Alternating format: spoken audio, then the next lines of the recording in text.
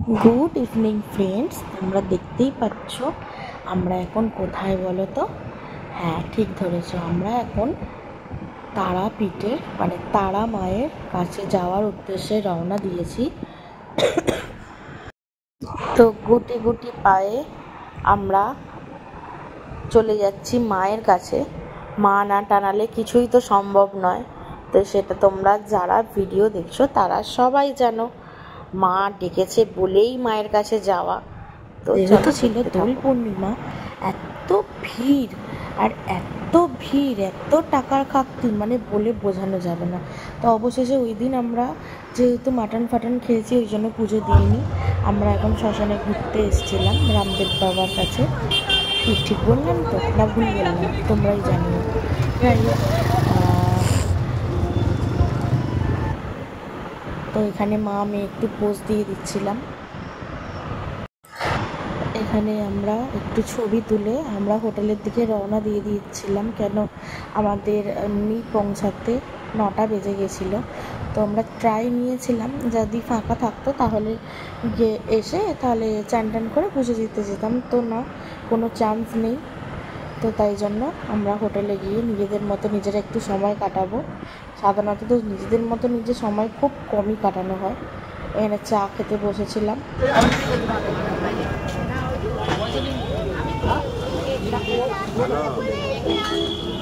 আমার নেট নাই না।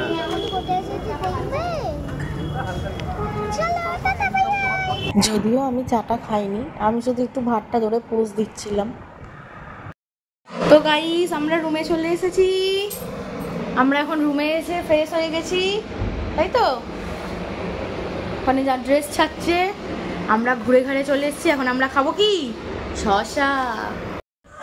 এখানে আমি আর মেয়ে শুয়ে শুয়ে দুজনে দেখছিলাম আমার ব্লগের চ্যানেলটা। শুয়ে শুয়ে আমরা ভিডিও দেখছিলাম দুজনে, আর কি করব, এইভাবেই সময় কাটাচ্ছিলাম। তো যাই হোক, রাত্রিটা এইভাবেই খাওয়া দাওয়া করে কেটে গেছিলো। ভোরবেলা 4টার সময় উঠে গেছিলাম, উঠে ব্রাশ করছিলাম পুজো দিতে যাবো বলে। মেয়ে তো ওখানে উঠতেই পারছে না, এত আলা। তো অবশেষে তিনজনের নতুন জামা কাপড় পরে আমরা রেডি হয়ে গেছি পুজো দিতে যাওয়ার উদ্দেশ্যে। দেখো, আমরা বেরিয়ে পড়েছি। সূর্যের আলো ভালোই ফুটে গেছিলো।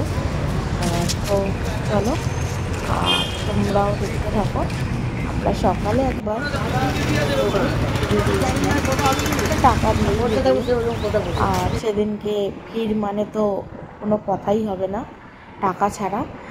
আর রাত্রেবেলা ওই ভাইয়ের সাথে গেছিলাম, তখন আর ভেতরে ভাই ঢোকেনি, তাই জন্য বাইরে থেকেই সবাই অঞ্জলি দিচ্ছিল। আমাদের যেহেতু সকালে একবার দর্শন হয়ে গেছে, সেই জন্য আমরা আর রাত্রিবেলা আর যাইনি, আর ওই ভাই তো যায়নি। যাই হোক, দেখতে থাকো। এটা সত্যি মায়ের কাছে যাওয়ার জন্য একটা আলাদাই টান লাগে, যেটা সবসময় সবার ক্ষেত্রে হয় না।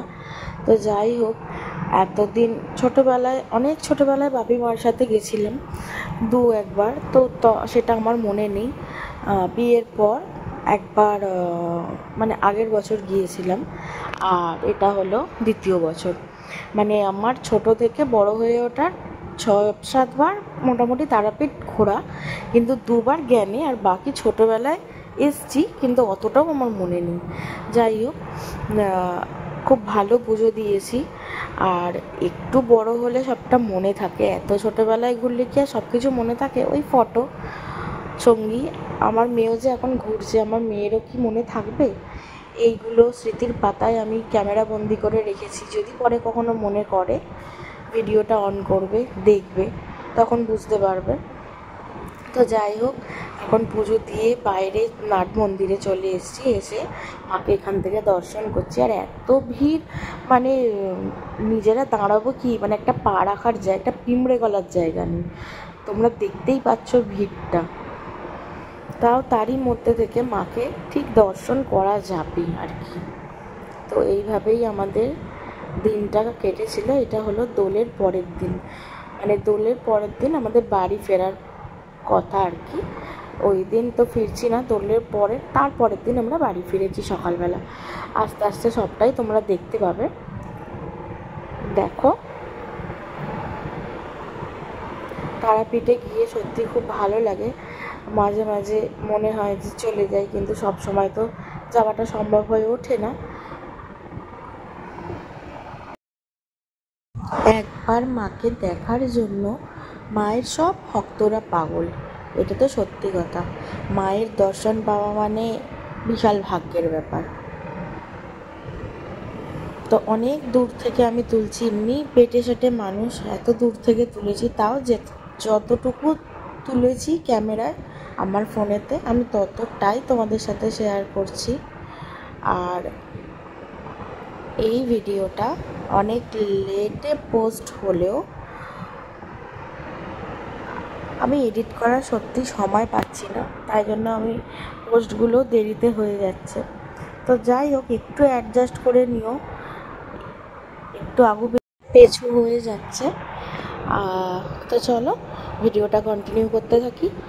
আমরা পুজো দিতে যাওয়ার আগের মুহূর্তে লাইনে যখন দাঁড়িয়েছিলাম তখন আমরা সেলফি তুলছিলাম।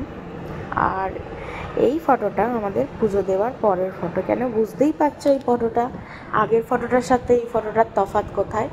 তো যাই হোক, মানে এত ভিড় দেখে মাথা খারাপ হয়ে গেল।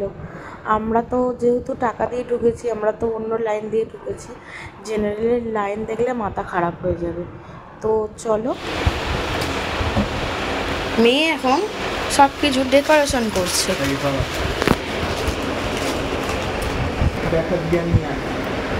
আবার আজে বাজে বকে করেছি। এটা ছিল 8 ইয়ার লাভ অ্যানিভার্সারি, সেই স্পেশালি আমরা গেছিলাম ঘুরতে। আশা করি এখন ক্লিয়ার। আমরা সেলিব্রেশন, ছোট ছোট সেলিব্রেশন এইভাবেই তৈরি করে রাখতে চাই। Happy birthday to you.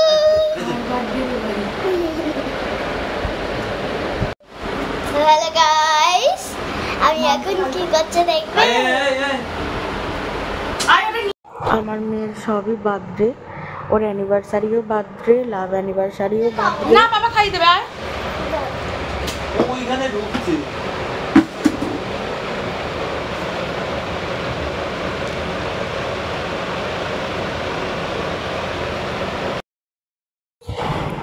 রাজার রাজত্বের একমাত্র রাজকন্যা কে হয় বলো তো? তার কন্যা, তাই না বলো? এই ক্যাপশনটা তোমাদের কেমন লাগলো অবশ্যই। তো আমি আর মেয়ে এখন বসে বসে গোছগাছ করছি। বর গেছে ওই ভাই বলা যায়, ভাইয়ের সাথে মন্দিরে। আমাদের পুজো টুজো দেওয়া কমপ্লিট। চলো চুলটা শুকনো করে নিয়ে, ভোরবেলা আজকে 3:30 নাগাদ চান করেছি। ওই মা চান মেয়েকে করাইনি, মেয়েকে এবার চান করাবো, চলো পরে এবার আসছি। তো আমাদের টিফিনে ছিল কচুরি আর চানা মশলা। খাবারগুলো জাস্ট ওয়াও, দারুণ, মানে হাতের রান্না আর কি, এখান থেকে নিয়ে যাওয়া হয়েছিল। বরের সাথে ঝগড়া না করলে হয় বলো, একটু বেশি করে ঝগড়া করতে হয়। এখানে মা মেয়ে পোজ দিয়ে দিলাম আবার সন্ধেবেলা, এটা সন্ধেবেলার ভিডিও। আমরা সন্ধেবেলা গিয়েছিলাম ভাইয়ের সাথে, আবার যদি এক ঝলক দর্শন পাই। বাড়ি চলে এলে তো বাড়ি চলেই আসে।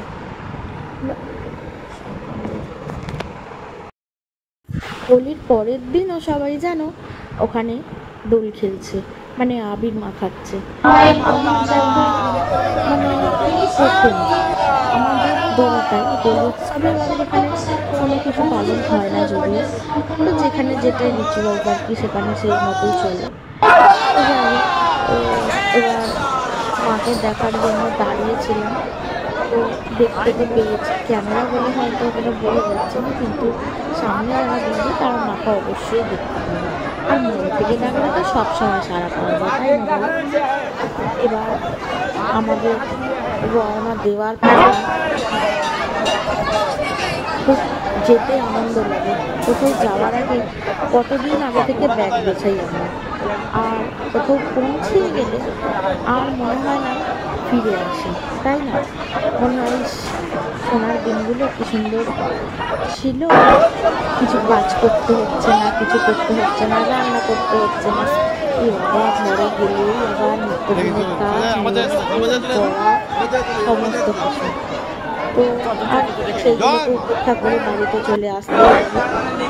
এখানে পাপা মেয়েকে কোলে নিয়ে দেখাচ্ছে, যতই শরীর খারাপ হোক মেয়ে থাকলে কোনো কিছুই তার কাছে মানে সামান্য তুচ্ছ মনে করে। মেয়ে মানেই তার জীবন, এটা সব বাবারই হয়, তাই না? আমার বাবারও ছিল, মেয়ে মানেই জীবন।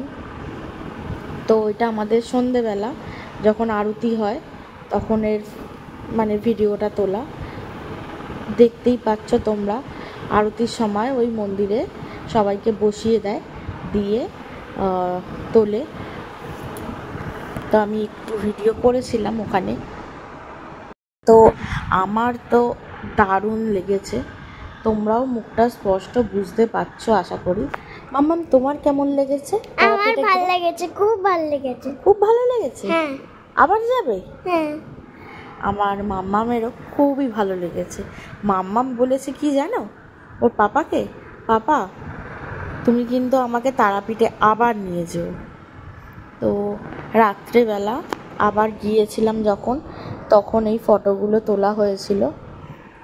সকালে তো ফটো সেরকম মতো তুলে দেওয়ার কেউ ছিল না, আমাদেরও সকালবেলা যখন পুজো দিতে এসেছিলাম তখন তো কেউ সেরকম ছবি তুলে দেওয়ার মতো ছিল না। এখানে সবাই আবার, আমি আর দিইনি কেন, আমরা তো ভালোভাবে পুজো দিয়েছি। এখানে সবাই ওরা পুজো দিচ্ছিল আর আমি ক্যামেরা করছিলাম, আর আমার মেয়েও অঞ্জলি দিচ্ছিল। ব্রাহ্মণ মশাই তাই দাঁড়িয়ে দাঁড়িয়ে মন্তর বলছে, যেহেতু ও উচ্চারণ করতে পারছে না বলে গন্ডগোল করছে, একটু ধীরে ধীরে বলতে পারে, ছোটো মানুষ। যাই হোক, তাদের কি আর এত সময় আছে ধীরে ধীরে বলার? এখানে আমি পোজ দিয়ে দিচ্ছিলাম। তারপরে ভাগ্যক্রমে মায়ের আরতি শেষ, মায়ের আরতির প্রসাদ সবাইকে দিচ্ছিল, সেখানে আমরাও পেলাম। সেটাও তো একটু ভাগ্যের দরকার, বলো? একটু কেন, অনেকটাই ভাগ্যের দরকার। যাই হোক, শেষে কয়েকটা ছবি তোমাদের সাথে শেয়ার করে দিলাম। এইভাবেই আমাদের তারাপীঠের ট্রিপটা কেটেছে। আর চলো আজকের মতো তাহলে আমার ভিডিওটা আমি এখানেই শেষ করি। তাড়াতাড়ি আবার নতুন ব্লগ নিয়ে তোমাদের সামনে হাজির হয়ে যাচ্ছে। এখানে ওদের পুজো দেওয়া কমপ্লিট, ভিড়ে ধাক্কাধাক্কি করতে করতে অবশেষে চলে আসছে। চলো আজকের মতো টাটা।